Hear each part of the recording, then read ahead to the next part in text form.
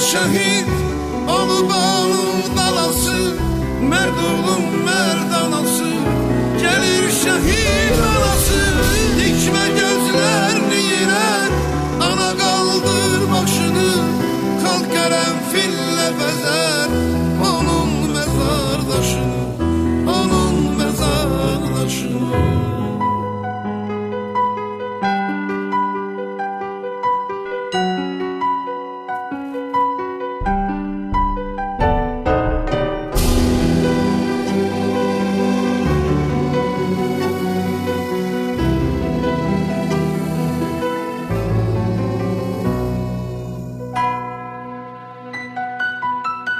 Oğul oğul diyerek bu derde döze döze, bu hayallar